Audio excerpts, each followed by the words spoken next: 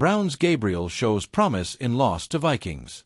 Cleveland, Browns rookie Dillon Gabriel showed flashes of potential in his first NFL start. It's up to coach Kevin Stefanski and his staff to make sure that continues over the next couple of weeks.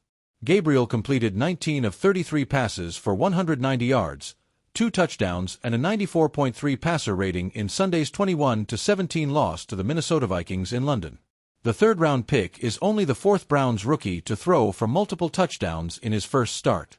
For a young player in that environment versus that defense to take care of the ball, make the plays he made, I thought was a lot of positives with plenty to clean up, Stefanski said Monday after the Browns got back from overseas. That's what he will do, and that's the mentality he has, certainly to be a player that continues to get better week in and week out. The Vikings traditionally are one of the top blitzing teams in the league, but defensive coordinator Brian Flores rushed 5 or more on only 30.6% of pass plays. It was only the 8th time in 39 regular season games since Flores has been with Minnesota that the blitz rate has been under 31%. Gabriel showed he was up to the challenge. He completed 12 of 17 quick passes, under 2.5 seconds, for 100 yards and 2 touchdowns. According to the NFL's next-gen stats, Gabriel's average time to throw was 2.54 seconds, 0.3 seconds faster than veteran Joe Flacco's average over the first 4 weeks of the season. Gabriel was also solid despite most of the Browns' practices in London being walkthroughs. One area where Gabriel and the offense must show improvement is third down. The Browns converted all 3 of their fourth down attempts, but were 3 of 15 on third down. Cleveland had an average to-go distance of 7.5 yards on third down. Their third straight game the average has been in third and long territory. I thought by and large he was getting through progressions. I thought he did a good job moving in the pocket when he needed to. But bottom line is you have to try to find a way to stay on the field, and a lot of times it's your ability to be efficient on first and second down and put you in some manageable third downs that will allow that, Stefanski said. The other area where Gabriel will need to get better is downfield passing.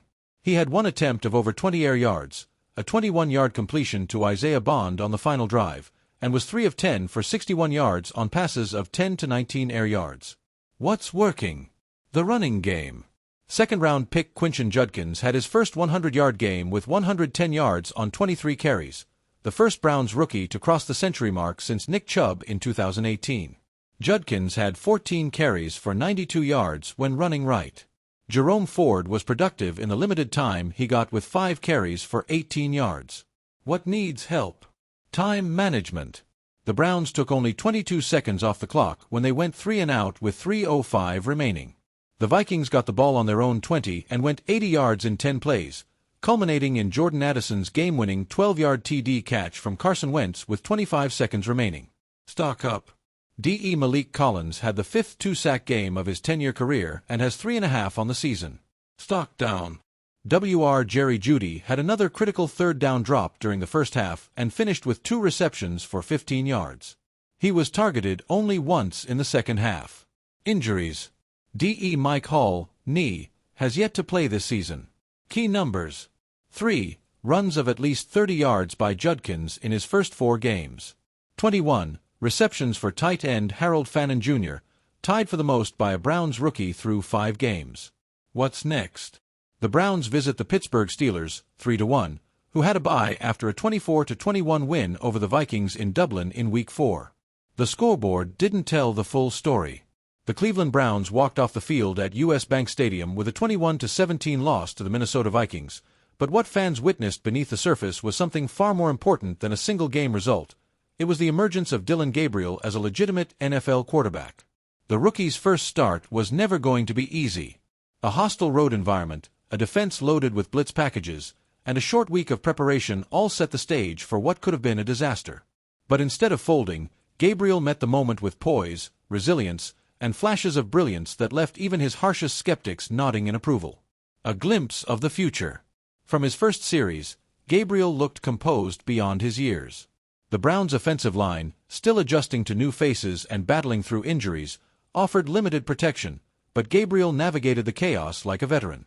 He extended plays with his legs, kept his eyes downfield, and showed that trademark quick release that made him a star at Oklahoma.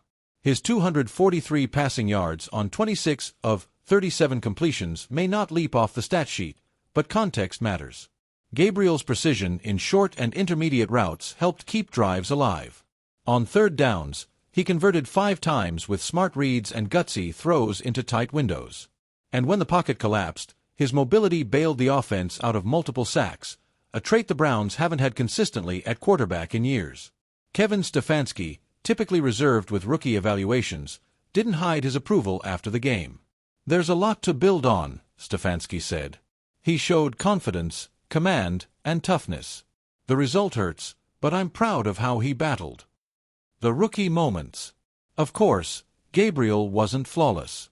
He threw one costly interception late in the third quarter on a deep shot intended for Amari Cooper, a throw he later admitted was too greedy. The ball hung in the air just a fraction too long, allowing Vikings corner Byron Murphy Jr. to track it down. There were also a few instances where Gabriel held onto the ball too long, trying to make magic when a checkdown was the smarter play. Those moments were reminders that he's still adjusting to NFL speed and disguised coverages. But even those mistakes came with lessons that only live action can teach. The key difference: Gabriel never looked rattled. He bounced back after each misstep, leading a crisp touchdown drive early in the fourth quarter capped by a 9-yard strike to David Njoku.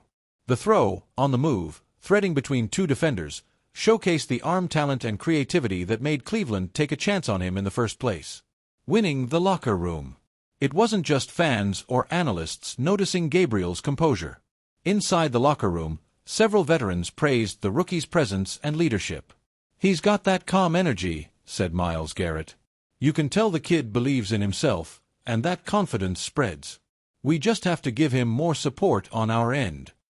Nick Chubb, who has been mentoring Gabriel since training camp, echoed that sentiment. "He doesn't act like a rookie. He listens, asks questions, and then goes out and competes. You can work with that." That calm energy might be the Browns' biggest asset moving forward. For a franchise that has weathered decades of quarterback turnover and inconsistency, seeing a young signal caller carry himself like he belongs offers a rare sense of stability and hope. Offensive evolution underway. Kevin Stefanski's game plan was clearly tailored to Gabriel's strengths. Gone were some of the heavier sets and rigid timing concepts. In their place, more rollouts, quick reads, and run-pass options, the same style that made Gabriel dangerous in college. The offense looked more fluid than it has in weeks.